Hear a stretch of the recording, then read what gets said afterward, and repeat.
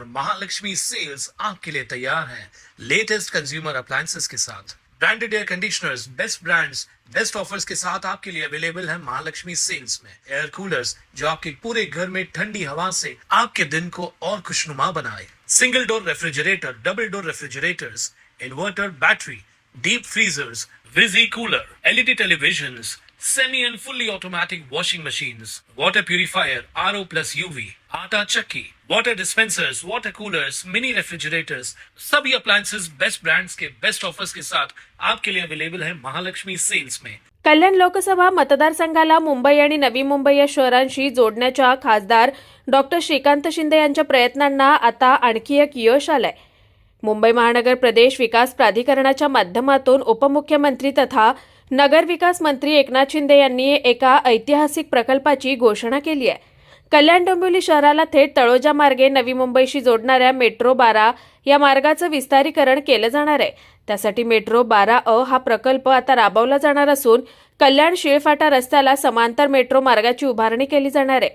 कल्याण फाट्यावरून ही metro Dahisar मोरी मार्गे Taloja metro स्थानकापर्यंत जाईल। यामुळे कल्याण शिळफाटा रस्त्यावरील वाहनांचा भारही कमी होणार आहे। या प्रकल्पासाठी 8,414.53 कोटीच्या प्रशासकीय मान्यता देण्यात आली आहे। या प्रकल्पासह कल्याण लोकसभा मतदारसंघातील विविध प्रकल्पांच्या सद्यस्थितीचा आढावा खासदार डॉक्टर श्रीकांत शिंदे यांनी शुक्रवारी घेतला। यावेळी महाराष्ट्र राज्य रस्ते विकास महामंडळ MMRDA महसूलचे अधिकारी, कल्याण डोंबिवली महानगरपालिकेच्या महापौर हर्षाली चौधरी, उपमहापौर राहुल दामले, आमदार राजेश मोरे, आयुक्त अभिनव गोयल, शहर अभियंता अनिता परदेशी, जिल्हा प्रमुख गोपाळ दांडगे, उपजिल्हा प्रमुख राजेश कदम, ज्येष्ठ नगरसेवक, शिवसेनेचे प्रमुख पदाधिकारी, नगरसेवक उपस्थित होते। कल्याण लोकसभा मतदारसंघातील वाहतूक आणि दळणवळणाच्या साधनांमध्ये गेल्या काही वर्षात कमालीची सुधारणा झाली आहे। खासदार डॉक्टर श्रीकांत शिंदे यांच्या माध्यमातून कल्याण लोकसभा मतदारसंघात नियोजनपूर्ण प्रकल्पांची आखणी करण्यात आली आहे। त्यामुळे मतदारसंघातील वाहतुकीचा वेग वाढला आहे। मेट्रो, रेल्वे, रस्ते, उड्डाणपूल, उन्नत मार्ग, रेल्वे पूल, रस्त्याचं रुंदीकरण असे अनेक ऐतिहासिक प्रकल्प पूर्ण झाले आणि अनेक सुरूही आहेत। त्यांच्या सातत्यपूर्ण पाठपुराव्यामुळे अनेक प्रकल्पांना गती मिळाली आहे। राज्याचे उपमुख्यमंत्री तथा नगरविकास मंत्री एकनाथ शिंदे यांच्या माध्यमातून नुकताच मुंबई महानगर प्रदेश विकास प्राधिकरणाच्या 2026-27 वर्षाचा अर्थसंकल्प सादर करण्यात आला। या अर्थसंकल्पात कल्याण लोकसभा मतदारसंघातील विविध प्रकल्पांसाठी 4,897.19 कोटींची तरतूद करण्यात आली आहे। या सर्व प्रकल्पांच्या सद्यस्थितीचा आढावा शुक्रवारी कल्याण लोकसभा मतदारसंघाचे खासदार डॉक्टर श्रीकांत शिंदे यांनी घेतला। यावेळी त्यांनी पलावा उड्डाणपूल, मेट्रो 12, तिसरा पत्री पूल, वालधुणी नदीलगत विठ्ठलवाडी स्थानक ते कल्याण अहिल्यानगर महामार्गापर्यंतचा उन्नत मार्ग आणि कल्याण रिंग रोड या प्रकल्पांची त्यांनी पाहणी केली। यावेळी प्रकल्पाला गती देण्यासाठी संबंधित अधिकाऱ्यांना सूचना केल्या। प्रकल्पाचं काम वेगाने पूर्ण करून तो नागरिकांसाठी खुला करण्याचं आवाहन त्यांनी केलंय। कल्याण लोकसभेमध्ये विविध विकास कामं जी आहेत हे सुरू आहेत। मोस्टली रोड इन्फ्रास्ट्रक्चर, मेट्रो ही कामं मोठ्या गतीने काही वर्ष जे आहेत हे या कल्याण लोकसभेमध्ये होत असताना आपण पाहिली हजारो कोटीची कामं या कल्याण लोकसभेमध्ये होत आहेत।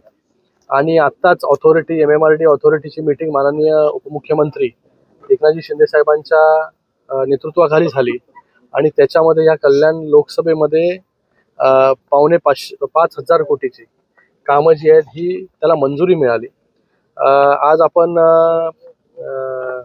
पलावा ब्रिज असेल त्याचं काम जे आहे ते अंतिम टप्प्यामध्ये आहे। ते त्या 2-3 महिन्यांमध्ये जे काम हे पूर्ण होईल। रेल्वेची परवानगी तिथे ब्लॉकसाठी पाहिजे जेणेकरून गर्डर लॉन्चिंग जो आहे तो त्या ठिकाणी होईल। मग तो झाल्यानंतर दोन्ही पलावा पूल जे आहेत हे फंक्शनल होतील। मोठ्या प्रमाणामध्ये ट्रॅफिकचा प्रॉब्लेम जो आहे तो सुटेल। त्याचबरोबर कल्याण शील रोडवरची मेट्रो 12 याचं काम देखील मोठ्या गतीने सुरू आहे। आपण पाहताय आत्ताच्याच ऑथॉरिटी मीटिंगमध्ये MMRDAच्या त्याच्यावरती महापे ते रांजनोली असा access control double decker flyover त्याला मंजुरी देण्यात आली। तो रस्ता झाल्यानंतर थेट महापेपासून ते रांजनोलीपर्यंत without any signal, without any interruption जे आहे हे लोक प्रवास करू शकतील। ज्याला डोंबिवलीमध्ये जायचं तो डोंबिवलीमध्ये उतरू शकतो, ज्याला कल्याणमध्ये उतरायचं तो कल्याणमध्ये उतरू शकतो. जसं नागपूरमध्ये डबल डेकर फ्लायओव्हर आहे तसा डबल डेकर फ्लायओव्हर जे आहे त्याची देखील मंजुरी या ऑथॉरिटी मीटिंगमध्ये झाली. त्याच्यासाठी मला वाटतं 2,800 कोटी रुपये माननीय उपमुख्यमंत्री महोदयांनी मंजूर केले. त्यानंतर तिसरा पथरी पूल त्याचा देखील कामाची पाहणी झाली. तो देखील लवकर पुढच्या 2-3 महिन्यांमध्ये त्याचं काम संपेल. आता आपण सेगमेंट 3 कल्याण रिंग रोडच्या तिथे आहोत आणि याची देखील पाहणी झाली. याचं काम चालू आहे. लँड ॲक्विजिशन मध्ये काही प्रमाणामध्ये जे आहे लँड ॲक्विजिशन झालेलं आहे, काही प्रमाणामध्ये लँड ॲक्विजिशन झालेलं नाहीये. येणाऱ्या 5-6 दिवसामध्ये MMRDA बरोबर मीटिंग होईल KDMCची. त्याच्यामध्ये लँड ॲक्विजिशनचे जे प्रॉब्लेम्स काय प्रॉब्लेम्स आहेत त्याच्यावरती चर्चा होईल आणि ते लँड ॲक्विजिशनचे प्रॉब्लेम्स देखील संपतील.